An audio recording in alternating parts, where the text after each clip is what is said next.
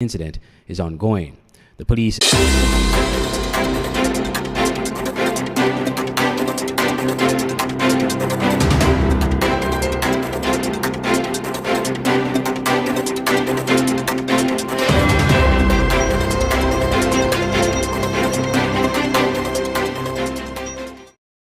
A supermarket on Keon Street across the road from Uncle T's restaurant was robbed on Sunday night, according to a report from the Royal St. Christopher and Nevis Police Force. The police said they responded to the report of a robbery which was reported to have occurred at around 10:27 p.m. on April 23. The police interviewed the store's owner following the incident and learned that two masked men dressed in black clothing entered the store and demanded money. The owner stated that one of the men held a gun. Both assailants stole a sum of money from the cash register and subsequently fled through an alley north of the supermarket.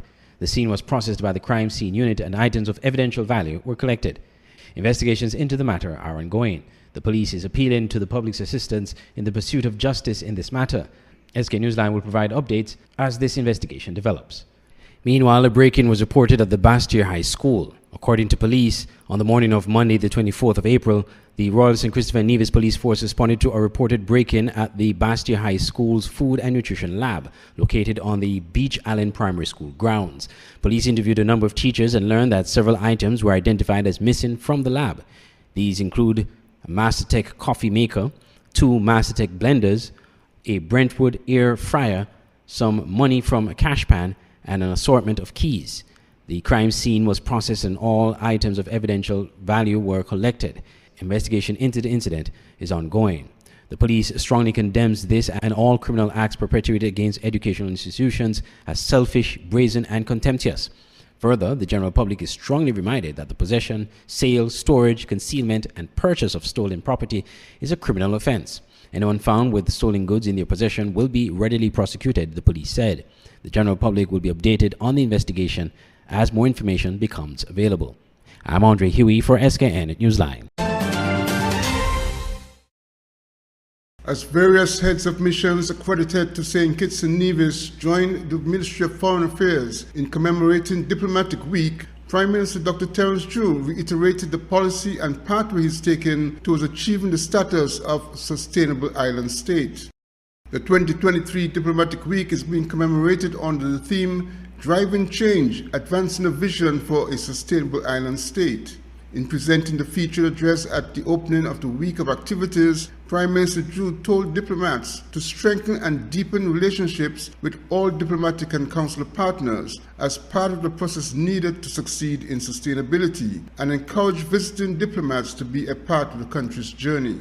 Our Sustainable Island State Development Agenda is focused on 7 key pillars, which include food security, green energy transition, economic diversification, sustainable industries, the creative economy, COVID-19 recovery, and social protection.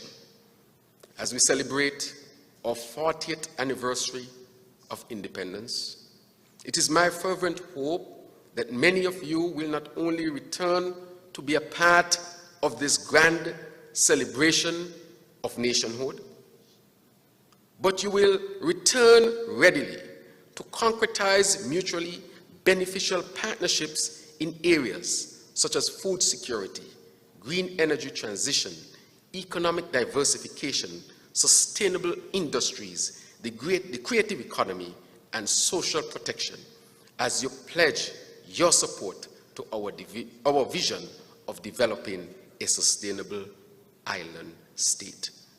While in the Federation, diplomats will be engaged in various meetings and activities, all aimed at moving the country forward towards the sustainable goals. Glenn Bart reporting for Skn Newsline.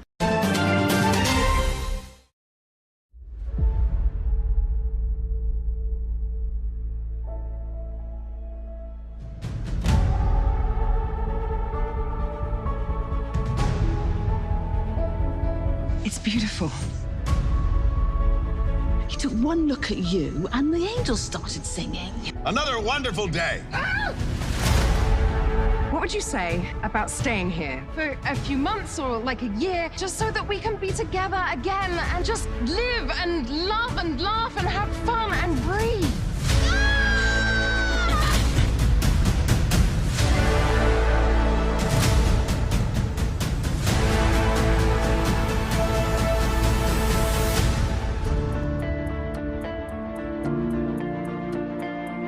Why are you hiding out on a little Caribbean island, singing in a beach bar?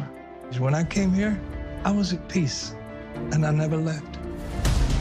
This is the beating heart of Nevis. This is what grounds me, what feeds my soul. It's where I found myself. I hope your life here will be full of joy. Love this island, my son. She will give you more than you can imagine.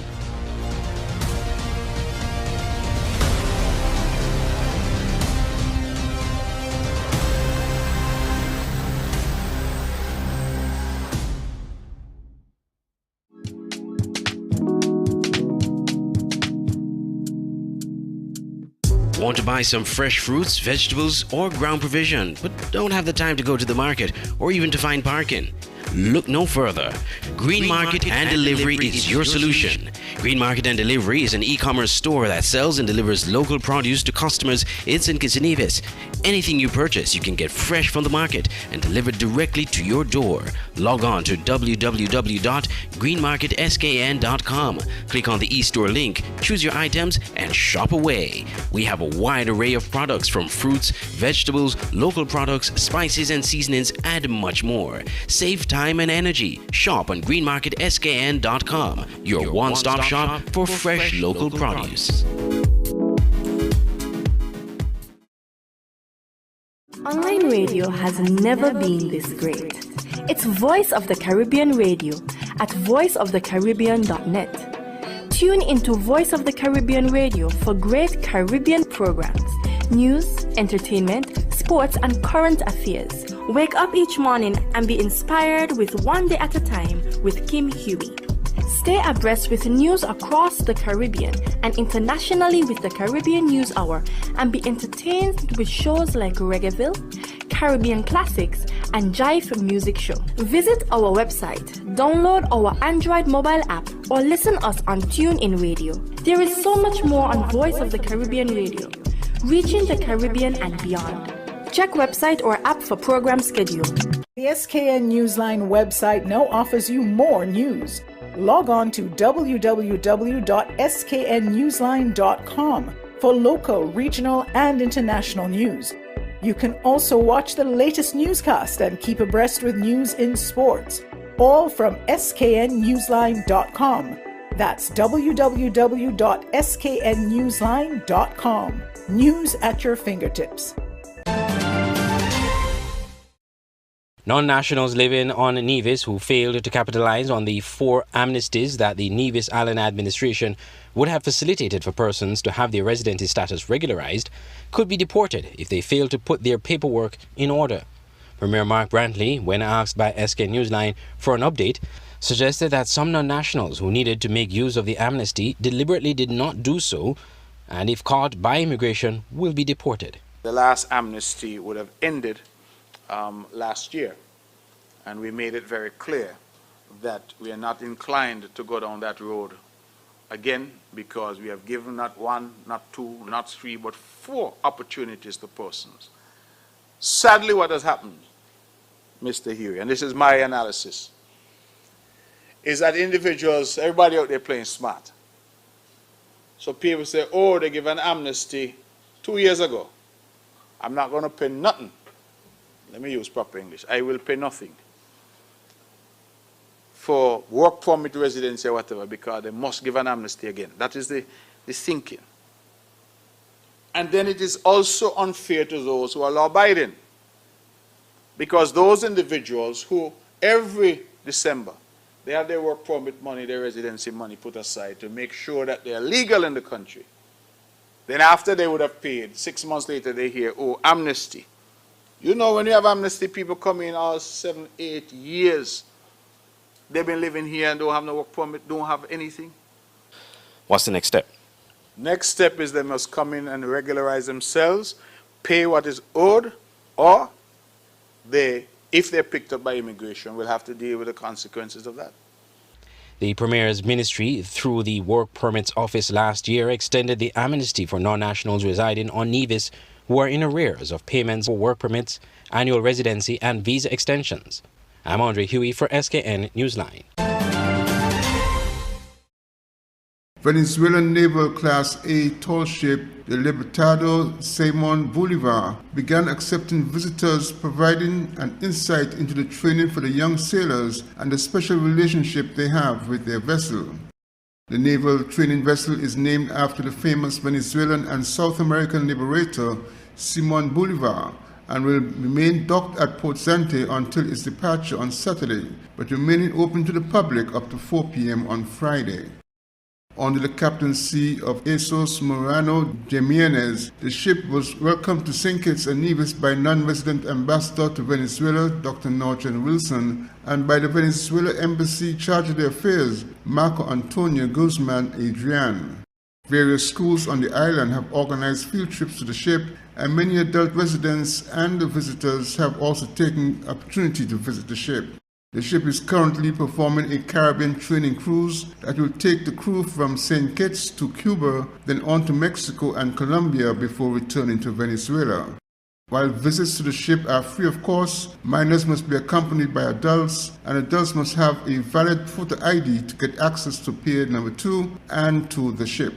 Glenn Bart reporting for Skn Newsline.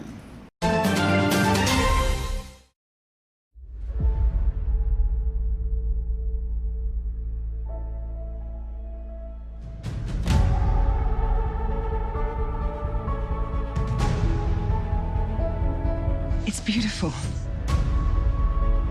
He took one look at you and the angels started singing. Another wonderful day. What would you say about staying here for a few months or like a year, just so that we can be together again and just live and love and laugh and have fun and breathe?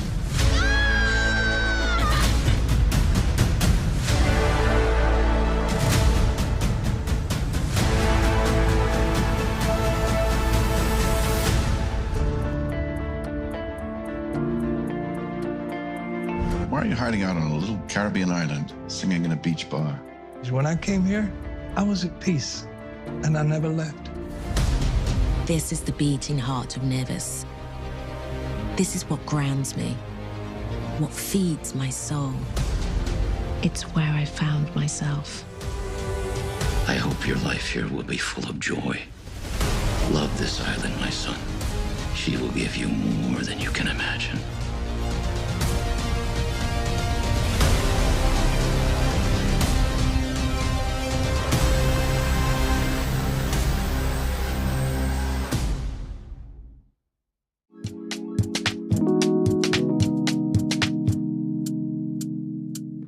Want to buy some fresh fruits, vegetables, or ground provision, but don't have the time to go to the market or even to find parking? Look no further. Green Market and Delivery is your solution. Green Market and Delivery is an e-commerce store that sells and delivers local produce to customers in St. Kitts and Nevis.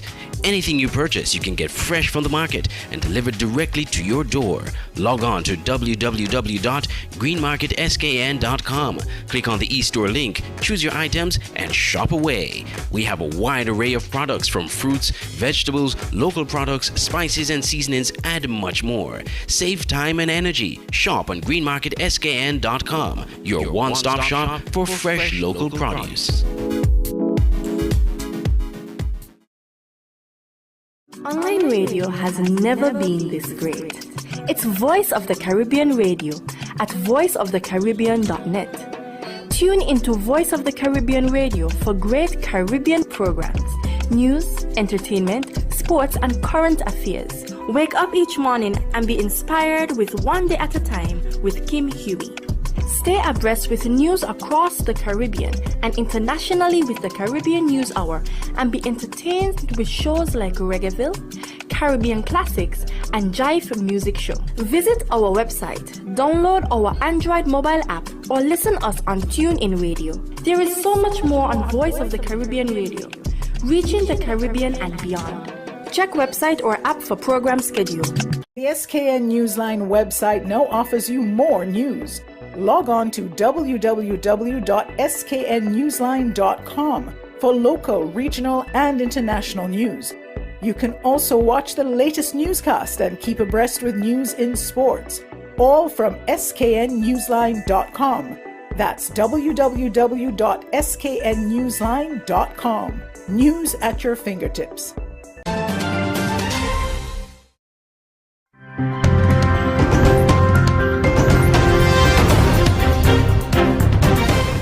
The Prime Minister made a major mistake, and the Prime Minister should never find himself in that position. Dr. Mitchell shared his perspective on GBN's To The Point program this morning. In the wake of a challenge from the opposition leader late last year, Prime Minister Skn Mitchell released as promised receipts showing separate sums of US $50,000 and US $90,000 were wired to the bank account of the New National Party's South St. George constituency office weeks before the June 23rd general elections by a Polish national who also paid US $150,000 to the government of Grenada in exchange for a diplomatic appointment and a diplomatic passport. And we know that the cabinet conclusion that he quoted, he stated did not exist. So it is clear that his statement was false and extremely unfortunate. So he was asked to provide the cabinet conclusion. No, up to now he has done. And then it came with some diversionary tactics, providing receipts about how some money, $140,000, entered some account in the South constituency. Well, I'm not the member of the South constituency, and of course, I am not on top of any account in the South that no one does for every single constituency. Dr. Mitchell says it's not unusual for political parties to receive financial donations during an election period. If someone gave a donation to a constituent during an election period, the parties, the NNP party, the NDC party, receive millions of dollars of donation from different sources in and outside of the country. So what is a $140,000 donation? But the fact is that money was not meant for the cabinet, for the government of the country. And therefore the Prime Minister should do the most honorable thing. He should have apologized, but that's his problem. I say over and over, I have done it already. I've made mistakes. And I go publicly and apologize. The opposition leader has also taken issue that Prime Minister Mitchell has not apologized for what he describes as a mistake made when he alluded to there being a cabinet conclusion outlining that the figure due to the Treasury was US $290,000. When you're wrong, you're wrong. And since you are not God, it's expected that you would make mistakes and be humble enough to do so. All right. It's obvious the Prime Minister may not be humble enough. And I think maybe he has a problem with admitting a mistake. And I think this is going to haunt him, because you cannot and you must not make that kind of allegation against former members, against anybody, not forget about former members, against anybody. And when proven that you are wrong, you refuse to apologize. That is a fundamental problem. Prime Minister Mitchell had announced that the Financial Investigations Unit, the Integrity Commission, and the Royal Grenada Police Force have all been roped into the investigations surrounding the sale of a diplomatic passport. To date, no updates have been presented to the public. For GBN News, I'm Nisha Paul. The world has lost another cultural legend. Harry Belafonte passed away at 96 years old. The world paused and tributes rolled for the Jamaican-born singer, actor, and activist. The BBC replayed a minute portion of the life that was Harry Belafonte. Oh, island in the sun, built to me by my... Harry Belafonte was called the king of Calypso. All my days I will sing in praise of your forest waters, your shining sun. He was born in New York, but his sound was Caribbean. From the calypso of Trinidad to the folk songs of his childhood home, Jamaica. But I'm sad to say I'm on my way. He was, for so many, a musical reminder of a place they'd left behind. Down, my head is turning around. Had to leave a little girl in Kingston town. He returned to America as a teenager and set his heart on becoming an actor. But it was his voice singing in the clubs of New York that caught attention. Dale, Dale, daylight come and we want to go home. First performer to sell over 1 million copies of a single album. When your lovebird decides to fly. Carmen Jones, with its all-black cast, gave him a lead role in a film. He also won awards for his stage and TV work. Salt from a tail and go. Shake, shake, shake, Sinora, shake your body liner. But this was also an era of political struggle.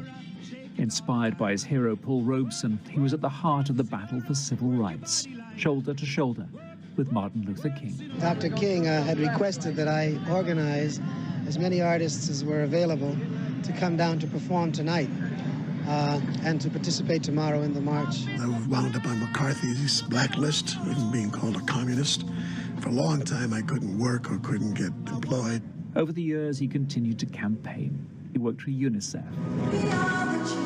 He organized USA for Africa.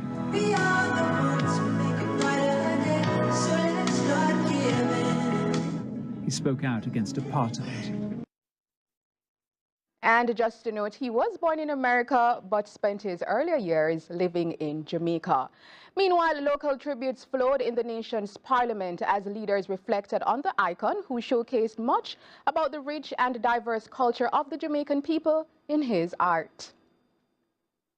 For him to have the biggest selling album at the time, to become the first Black American to win an Emmy, well, the first Black person to win an Emmy, to star in, to play lead roles in box office movies. He would have broken down barriers which we now walk over without recognition. His talent was really prodigious, and I think you'd have to say the range of his achievements makes him a unique phenomenon in the world. I can't think of anyone else offhand who you could say was a superstar in music, in film, and in global political activism. Belafonte used Jamaican folk music to become the biggest star in music at one point. But he also used that stardom to promote Destination Jamaica. Of course, the Minister of Tourism is enjoying what has come out of a Belafonte promoting our island in the sun. May he rest in peace.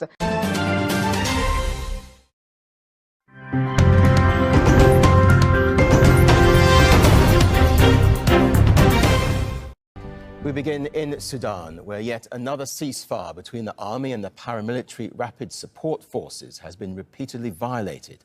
The humanitarian situation is fast deteriorating, with the warring generals showing little appetite to negotiate. Civilians continue to flee the capital Khartoum and other battle zones as foreign governments push forward with the evacuation of their nationals. Heba Morgan begins our coverage, and a warning: her report contains graphic images. Residents of Khartoum tried to escape on the first day of a 72-hour ceasefire announced by the warring sides. They'd been caught up amid heavy bombardment for 11 days. Now they're faced with other difficulties in trying to leave. The scarcity of fuel has made it hard even to reach bus stations. The cost of transportation to other cities has skyrocketed. Those who have cash are getting out, heading to the Egyptian border, go up trying to see if they can get to the Ethiopian border and whatever. But there's a lot of many hundreds, thousands of other Sudanese who don't have that luxury. And I don't know what they're going to do. The poor majority who can't leave are the most exposed. We are really suffering. To begin with, fuels have run out, bakeries are closed, and we cannot find a loaf of bread. The same for meat.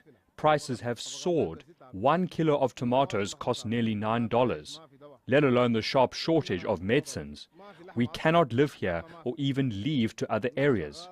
We call on the government to do something to end this war, at least to allow us to flee. And despite the US-brokered humanitarian ceasefire, the fighting has continued in parts of the Sudanese capital Khartoum and elsewhere. In Durman, a shell landed in a Rumi hospital, wounding over a dozen people, including patients and medical staff. Al Rumi Hospital is the latest in the capital to be hit by artillery, forcing its closure and adding to a worsening situation. Its patients were evacuated to a nearby medical facility that was already dealing with an influx of people injured from nearly 2 weeks of fighting. Ending the war is not what the two warring sides meant by the ceasefire. Its aim, according to the warring parties, is to allow citizens and residents to access health care or move to safe zones while foreign nationals are being evacuated. But while those foreign nationals are being taken to the safety of their own homes abroad, these Sudanese are being forced to leave theirs. Humanitarian impact of this crisis will be harsh. Before this crisis, Sudan hosted more than 1 million refugees and 3.7 million were internally displaced. The UN says at least 20,000 Sudanese refugees have arrived in Chad. And on Sudan's border with Ethiopia, a similar scene. Sudanese civilians and nationals from up to 23 countries, all desperate to leave. Hiba Morgan, Al Jazeera, Khartoum. The UN Secretary-General has called on Sudan's warring generals to silence the guns. Antonio Guterres told the UN Security Council the conflict will not be resolved on the battlefield. Our diplomatic editor, James Bays, reports. In its first open meeting on Sudan since the crisis started, the Security Council received a dismal picture of the situation inside the country, with the UN Secretary-General telling them violence could soon spread. These 10 days of violence and chaos are heartbreaking. A prolonged, full-scale war is unbearable to contemplate. Sudan borders 7 countries, all of which have either been involved in conflict or seen serious civil unrest over the past decade. It is a gateway to the Sahel, where insecurity and political instability are making an already catastrophic humanitarian situation even worse. The Secretary-General's special representative for Sudan was recently relocated from Khartoum, joining an 800-kilometre overland convoy to Port Sudan, from where he briefed the Council. The two generals continue trading accusations and issuing competing claims of control over key installations. There is yet no unequivocal sign that either is ready to seriously negotiate, suggesting that both think that securing a military victory over the other is possible. This is a miscalculation. For now, the Security Council has been unable to agree a further statement on Sudan. There are plenty of things they could do. They could accuse the two rival generals of war crimes, even put sanctions on them, but they know the international community for now must continue to deal with both men to try and keep the patchy ceasefires continuing. James Bays, Al Jazeera at the United Nations. Sudan's ambassador to the UN called on members of the Rapid Support Forces to lay down their weapons and integrate into the army. He told the Security Council that a solution to the conflict will be found. I do not need physical evidence to prove the scale of the damages and suffering from this rebellion. But despite all of the above, Sudan remains a united state, assuming its functions with responsibility. We did not declare a state of emergency. The events have not had a regional spillover. Sudan will defeat these difficult circumstances. We hope to end the rebellion, and we call on the Council to understand the exceptionally urgent situation and grant Sudan the time it needs to come up with adequate opportunities to achieve positive progress that would bring Sudan to a better position and revive the demands of the revolution: freedom, peace, and justice. Thousands of people are fleeing from Sudan to neighboring Chad. Ahmed Idris reports from Farchana in Chad, just over the border from Sudan. This is a region that has hosted thousands, hundreds of thousands, in fact, between 400 to 600,000 refugees from the Darfur region. And with the United Nations predicting 170,000 or even 200,000 people crossing over into Chad, things are getting desperate. On our way to Farchana here, we're seeing truckloads of the World Food Programme trying to reach this area so as to start the distribution of food. We understand that hundreds more are waiting to cross into Chad near the border area, 60 kilometers from where we are now at Adre. And basically, the World Food Programme is trying to quickly deploy as many trucks as it can to get to that particular location. With the two sides still violating ceasefire agreement, first the Eid ceasefire agreement and now the 72-hour ceasefire agreement, there is little confidence that this conflict will be resolved anytime soon. And this is giving aid agencies like the World Food Programme, the United Nations High Commissioner for Refugees, a lot of concern that things will get worse in the coming days, and they are actually desperate. They don't have enough resources to deal with the problem at hand at the moment. That's the situation right now at Farchana, and 65 kilometers away from here is a border between Chad and Sudan, which is the town of Adre, where hundreds of refugees are waiting for the United Nations and donor agencies to help as much as they can. For re-election. The worst-kept political secret in Washington is out. Joe Biden is once again running to be US president. Let's finish this job. I know we can. The 80-year-old made his announcement through an early morning video, coming exactly 4 years after he declared the start of his ultimately successful 2020 presidential run. His first official appearance after the video release came in front of a Labour group in Washington, a key constituency in that last campaign. Our economic plan is working. We now have to finish the job, but there's more to do. But Biden has some huge obstacles to overcome. He's the oldest man ever to hold the presidency and will be 82 when the next election is held. A majority of voters in a recent poll had big concerns about his age. And while inflation and costs are coming down, most Americans don't feel better off, and a majority aren't convinced by Biden's economic plans. He's so focused on governing that he doesn't recognize that you've got to be able to actually communicate with the American people that you are, in fact, working for them. We know that he's been a very productive president, but he and the people around him simply have not been the best at actually selling their message. Donald Trump will be his likely opponent. He welcomed Biden to the race, claiming he is the worst president in American history. Will you shut up, man? Setting the scene for what will be a rerun of the bitter 2020 election campaign. This will be Joe Biden's fourth run at the White House. He believes his message of protecting fundamental rights and democracy will once again resonate with voters.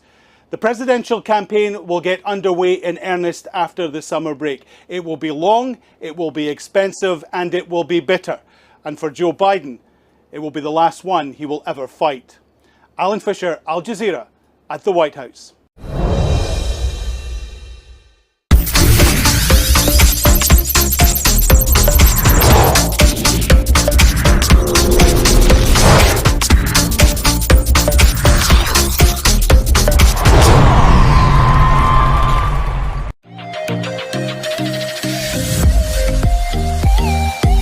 Shaveen Boston scored a brace and helped deliver a 2-1 victory for St. Peter's FC over Fast Cash Saddlers in SKNFA Premier League action on Friday in St. Paul's. Boston scored at the stroke of half-time in the second minute of stoppage time and at the beginning of the second half in the 48th minute to give his side a 2-0 lead. Saddlers' Evans Roy Barnes scored from the penalty spot in the 68th minute. Saddlers had scored twice, but the goals were overturned by the referee. Shakil Barzi of St. Peter's was sent off in the 65th minute after receiving his second yellow card of the match. In the night's other match, defending champions Estel Horse and St. Paul's United drew 0-0 with Saul Island Auto Supply's Connery FC.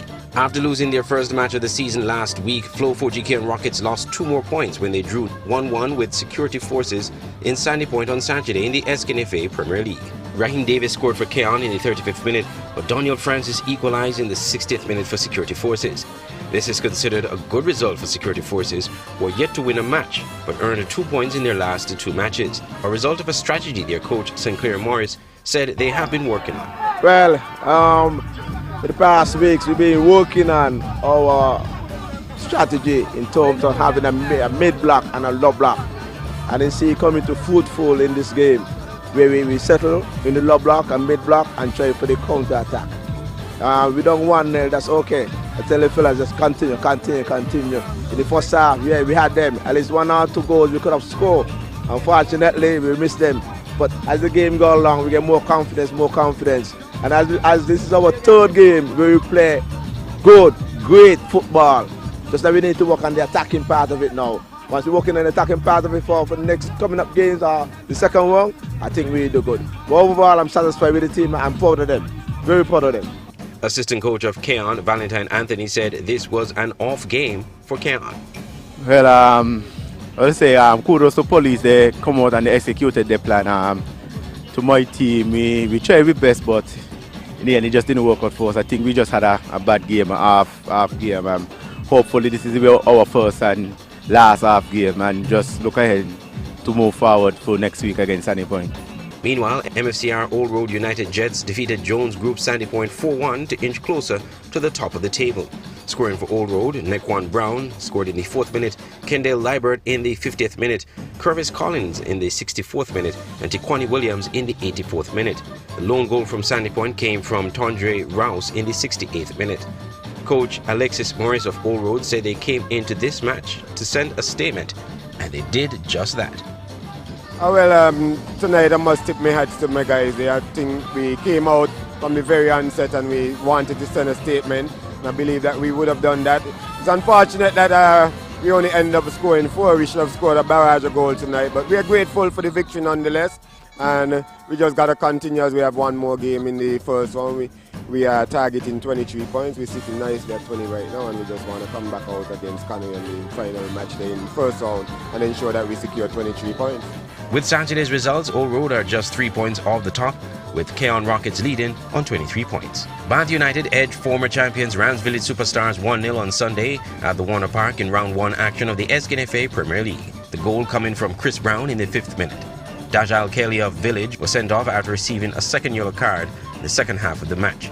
Meanwhile, in the second match of Sunday's doubleheader, Newtown United came from behind to draw their match with Hobson Enterprises Garden Hotspurs 1-1 in the dying moments of the match. Spurs had taken the lead in the 19th minute from a Jashawn Jeffers strike, but Keandre Hodge scored a header from a corner kick in the 5th minute of stoppage time. Newtown forward Shaheem Prentice said the team dug deep to get the equalizer. Coach Stephen Brown of Spurs said the result was not what they were looking for, but said the team played well for most of the match.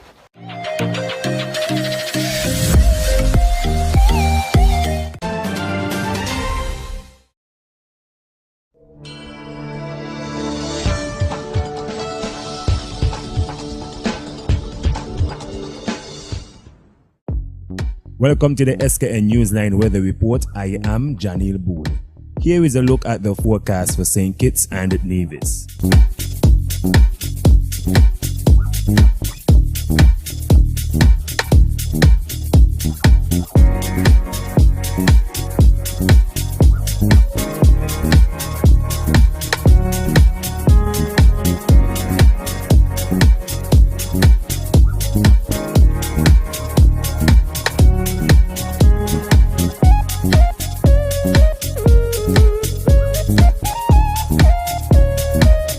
For a more detailed weather report, visit our website at www.sknnewsline.com.